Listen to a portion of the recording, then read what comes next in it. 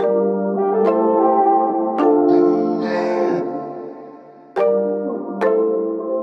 बच्चों, आप सभी का हमारे YouTube channel ideal the classes में स्वागत है। बच्चों, आज हम आपके लिए लर्निंग आउट्सकम आधारित लर्निंग ऐप सामग्री के अंतर्गत विषय हिंदी लेके आए हैं, जो कक्षा 8वीं के लिए है। और इस पुस्तक को मध्य प्रदेश राज्य शिक्षा केंद्र भोपाल द्वारा बनाया गया किस सत्र के लिए, सत्र 2022-23। चलिए खंड अ विषय हिंदी देखते हैं। चलिए, इसका पाठ है लर्निंग आउट्सकम है H716। पाठ का नाम है पत्र रचना सामग्री, पाठ्य सामग्री। पाठ दिया सुभाष चंद्र बोस। इसमें देखिए सुभाष चंद्र बोस के बारे में दिया गया है। यहाँ पे लिखा है मांडले सेंटर जेल वर्मा 20/8/1925। और इसके बायो और दिया है पीर श्री केलकर। यहाँ पे एक पत्र लिखा गया है किसको, मांडले सेंट्रल जेल वर्मा में 20/8/1925 को, और पीर श्री केलकर के लिए। देखिए यहाँ पे क्या लिखा गया है, मैं पिछले कुछ महीनों से आपको लिखने की सोच रहा हूँ, जिसका कारण केवल यह रहा है कि मैं आप तक ऐसी जानकारियाँ पहुँचा दूँ कि जिससे आपको दिलचस्पी होगी। मैं नहीं जानता कि आपको मालूम है या नहीं कि मैं यहाँ गत जनवरी से कारावास में हूँ।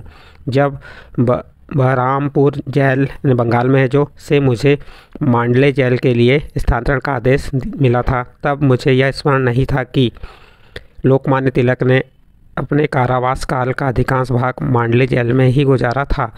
जब तक मैं यहाँ सशरीर आ नहीं गया, चार दीवारियों में यहाँ के बहुत से हतोत्साहित कर देने वाले परिवेश में स्वर्गीय लोकमान्य ने अपने सुप्रसिद्ध गीता भाष्य ग्रंथ का प्रणयन किया था, जिसने मेरी नम्र राय में उन्हें शंकर और रामानुज जैसे प्रकांड भाष्यकारों की श्रेणी में स्थापित कर दिया। जिस वार्ड में लोकमान्य रहते थे वह आज तक सुरक्षित है, यद्यपि उसमें फेरबदल किया गया है और बड़ा बनाया गया। हमारे अपने वार्ड की तरह वह लकड़ी के तख्तों से बना है, जिसमें गर्मी में लू और धूप से, वर्षा में पानी से और शीत ऋतु में सर्दी से तथा सभी ऋतुओं में धूल भरी हवाओं से बचाव नहीं हो पाता। मेरे यहाँ पहुँचने के कुछ ही क्षण बाद मुझे उस वार्ड का परिचय दिया गया। मुझे यह बात अच्छी नहीं लग रही थी कि मुझे भारत से निष्कासित कर दिया गया है, लेकिन मैंने भगवान को धन्यवाद दिया कि मांडले में अपनी मातृभूमि और स्वदेश से बलात् अनुपस्थित के बावजूद मुझे पवित्र स्मृतियाँ राहत और प्रेरणा देंगी।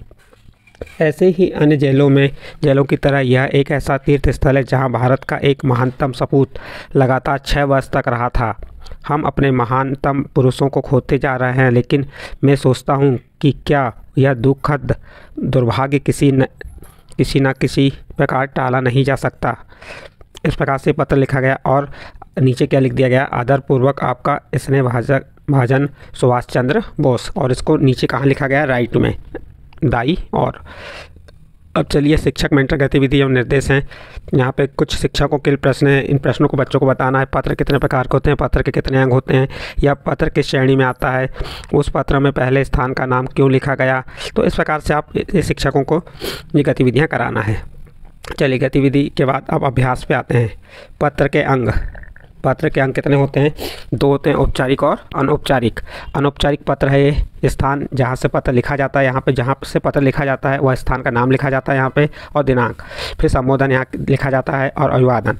फिर पत्र की विषय वस्तु इस टाइप से लिखा जाता है कि जैसे पत्र की विषय वस्तु, तुम्हारा पत्र मिला, पत्र पढ़कर मुझे बड़ी खुशी हुई, हमारी बोर्ड परीक्षा जल्दी ही होने वाली है, साल की पढ़ाई समाप्त हो चुकी है, मैं अच्छे अंक पाने के लिए खूब मेहनत कर रहा हूँ, तुम्हारी परीक्षा कब होगी सूचित करना, अपने पिताजी व माताजी से मेरा प्रणाम कहना, और यहाँ पे अभिनिवेदन लिख देना है। इस प्रकार से आपको ये अनौपचारिक पत्र कैसे लिखते हैं पत्र के अंक के आधार पे यहाँ बताएं। इसके बाद 2 नंबर पद नाम, जैसे ये है शासकीय औपचारिक, इसमें क्या लिखते हैं, पद का नाम जो पद होता है, पता, जैसे पता लिख दिया यहाँ पे, विषय वस्तु किसके बारे में लिखना है, महोदय, और फिर क्या लिखेंगे, जो आपका आवेदन है वो लिख देंगे। सविनय निवेदन है कि मैं आपके विद्यालय में कक्षा 8वीं का छात्र हूँ। मेरे परिवार की आर्थिक स्थिति कमज़ोर होने के कारण मैं अपनी पाठ्य पुस्तकों को क्रय करने में असमर्थ हूँ, अतः आपसे विनम्र प्रार्थना है कि बुक बैंक से पुस्तकें दिलाने की कृपा करें।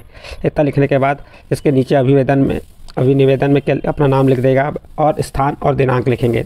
स्थान और दिनांक बाई ओर लिखे जाते हैं, और जो अभिनिवेदन है वो किस साइड पर लिखा जाता है, दाई ओर, नीचे की ओर। और इसमें भी आप देखेंगे जो पता है, विषय है, ये किस टाइप लिखेंगे, बाई ओर। चलिए इससे संबंधित और अभ्यास 2 देखते हैं। अभ्यास 2 में क्या दिया है। नंबर 1 प्रश्न, पत्र में पत्र लिखने का स्थान किस ओर लिखा जाता है। तो उत्तर हो जाएगा, आप इसका उत्तर क्या बताएंगे। पत्र में पत्र लिखने का स्थान बीच में लिखा जाता है। प्रश्न नंबर 2 देखिए, पत्र लिखने का दिनांक कहाँ लिखा जाता है। तो ऊपर के स्थान पर। पत्र लिखने के दिनांक कहाँ लिखते हैं, ऊपर के स्थान पर दाहिनी ओर लिखा जाता है। प्रश्न नंबर 3 देखिए, संबोधन किसे कहा जाता है। तो उत्तर हो जाएगा, किसी को बुलाने के लिए संयुक्त शब्द संबोधन है। नेक्स्ट, संबोधन पत्र में किस ओर लिखते हैं। तो उत्तर हो जाएगा, संबोधन पत्र ऊपर के स्थान पर बाईं ओर लिखते हैं। फिर अभिवादन का आशय है। तो उत्तर हो जाएगा, श्रद्धापूर्वक किए जाने वाले नमस्कार अभिवादन कहलाता है। अभिनिवेदन का अर्थ है नम्रतापूर्वक किसी से कुछ कहना, अभिनिवेदन कहलाता है। नेक्स्ट, इसका पत्र लेखन दिया हुआ है नीचे। देखिए पत्र लेखन कैसे करते हैं। पत्र लेखन के बारे में यहाँ बताया गया है। हमारे दैनिक जीवन में पत्र लेखन की नितांत आवश्यकता रहती है, इसलिए हम कह सकते हैं कि इस कला के विषय में हम अपनी समझ विकसित कर लें। यद्यपि आज के संचार साधनों, फ़ोन, मोबाइल, इंटरनेट आदि ने इसको बहुत प्रभावित किया है, किंतु कुछ क्षेत्रों में आज भी यह लेखन अपना महत्व बनाए रखे है। किसी संस्था या कार्यालय के लिए पत्र व्यवहार का अपना महत्व आज भी है। हमारे स्तर जैसे माध्यमिक विद्यालय के छात्रों को प्राय 2 प्रकार के पत्र लिखने की आवश्यकता प्राय होती ही रहती है। आज के छात्रों को अपने संबंधियों को पत्र लिखने की आवश्यकता होती ही है। इसके साथ ही अपनी संस्था के प्रधान को पत्र भी लिखने पड़ते हैं, प्रार्थना पत्र, आवेदन पत्र। अतः सारांश रूप में हमारे स्तर तक 2 प्रकार के पत्र लेखन आते हैं। निजी पत्र जिसे व्यक्तिगत कहते हैं, और प्रार्थना पत्र जिसे संस्था प्रधान या अधिकारी वर्ग को होता है। तो पत्र 2 प्रकार के हो गए, निजी पत्र और प्रार्थना पत्र। चलिए इससे संबंधित कुछ प्रश्न दिए, उन्हें देख लेते हैं हम। अभ्यास 3 में, शिक्षक उपयुक्त गद्यांश को पढ़कर छात्रों को सुनाएं और छात्रों को भी पढ़ने को कहें। हम अपने विचार या घर की सूचना या जानकारी किन किन माध्यमों से अपने संबंधियों तक पहुंचाते हैं। तो उत्तर हो जाएगा, फ़ोन, मोबाइल, पत्र, इंटरनेट आदि से अपने संबंधियों तक पहुंचाते हैं। प्रश्न नंबर 2 देखिए इसका, संबंधियों को लिखे पत्र किस प्रकार में आते हैं। तो संबंधियों को लिखे पत्र व्यक्तिगत या निजी पत्र में आते हैं। फिर नंबर 3, प्रधान अध्यापक को लिखा पत्र किस वर्ग में आता है। तो शासकीय पत्र या प्रार्थना पत्र में। नंबर 4 देखिए, हम अभिवादन किस प्रकार के पत्र में नहीं लिखते हैं। हम अभिवादन किस प्रकार के पत्र में नहीं लिखते हैं। तो शासकीय पत्र यानी प्रार्थना पत्र में। नेक्स्ट, पत्र के नीचे दिनांक किस प्रकार के पत्र में लिखी जाती है। शासकीय पत्र में। अगला प्रश्न है प्रश्न नंबर 6 देखिए, पत्र के 2 प्रकार कौन कौन से हैं। नंबर 1 व्यक्तिगत पत्र, शासकीय पत्र से निजी पत्र और प्रार्थना पत्र भी कहते हैं। देखिए पत्र संबंधी औपचारिक बातें, पत्र लिखते समय ध्यान रखने योग्य बातें। संबंध में देखिए, अपने से बड़ों को, माता पिता, भाई, गुरु को संबोधन क्या करेंगे, आदरणीय, पूज्य, पूज्या, पूजनी, सद्य। अभिवादन में प्रणाम, चरण स्पर्श और अभिनिवेदन में आपका आज्ञाकारी पुत्र या शिष्य। अपने से छोटे को भाई बहन मित्र को, अपने से छोटों को या भाई बहन मित्र को लिखना है तो संबोधन क्या होगा, प्रिय, प्रियवर, स्नेही, प्रिय मित्र। अभिवादन क्या होगा, प्रसन्न हो रहो, शुभाशीष, खुश रहो। और अभिनिवेदन तुम्हारा स्नेही, शुभेच्छु, शुभ चिंतक। प्रार्थना पत्र प्रधानाध्यापक या प्राचार्य को लिखना है तो क्या लिखेंगे, श्रीमान, महोदय, माननीय। और अभिवादन क्या रहेगा, पता, विद्यालय का नाम। अभिनिवेदन क्या होगा, प्रार्थी, आपका आज्ञाकारी शिष्य। अन्य कार्यालय को लिखना है जैसे पद का नाम लिख देंगे संबोधन में, अभिवादन में कार्यालय का पता, और अभिनिवेदन में बहुविधि प्रार्थी निवेदक। निर्देश में क्या दिया है, शिक्षक श्याम पट पर इस जानकारी को छात्रों से चर्चा करते हुए लिखते हुए जाएं और हर जानकारी को स्पष्ट करें। इस प्रकार से यहाँ पे आपका ये प्रश्न कंप्लीट होता है। नेक्स्ट आगे देखते हैं। चलिए मूल्यांकन 5 देखिए, मूल्यांकन 5 में दिया है, क्या दिया है, पत्र कितने प्रकार के होते हैं। तो उत्तर हो जाएगा, पत्र 2 प्रकार के होते हैं।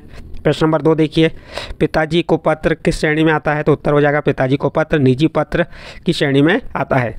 प्रश्न नंबर 3 देखिए, माताजी को पत्र लिखते समय अभिवादन में क्या लिखते हैं। तो उत्तर हो जाएगा, प्रणाम, चरण स्पर्श, पूजनी आदि लिखते हैं। फिर गुरुजी के पत्र के समापन में क्या लिखते हैं। तो उत्तर हो जाएगा, आपका आज्ञाकारी शिष्य।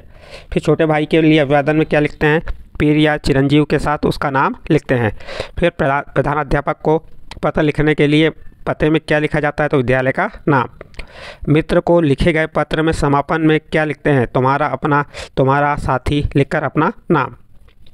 अपने मित्र को उसके उत्तीर्ण होने पर बधाई देने के लिए पत्र लिखिए। तो उत्तर देखिए, इसको कैसे लिखेंगे अपने मित्र को पत्र हम, प्रिय मित्र रमेश, नमस्ते, आप इसमें दिनांक भी लिख सकते थे इस साइड पे। बहुत दिनों से तुम्हारा पत्र नहीं आया, मुझे पता चला कि तुमने वार्षिक परीक्षा में प्रथम श्रेणी से अंक प्राप्त किया है, मुझे अत्यधिक खुशी हुई। तुम आगे भी पढ़ाई अच्छे से करना, तुम्हारे पिताजी और माताजी को मेरा प्रणाम कहना। तुम्हारा मित्र राजीव। तो इस प्रकार से आप अपने मित्र को उत्तीर्ण होने पर बधाई पत्र लिख सकते हैं। इस प्रकार से आपका ये पाठ जो है यहाँ कंप्लीट होता है। पाठ का नाम अभी बताया था आपको क्या है, पाठ 10 सुभाष चंद्र बोस का पत्र। और यहाँ पे आ जाएगा पत्र रचना लर्निंग आउटकम H716। यदि ये आपके समझ आया तो आप हमारे चैनल आइडियल देव क्लासेस को सब्सक्राइब कीजिए, लाइक कीजिए एवं अन्य ग्रुप में शेयर जरूर कीजिए।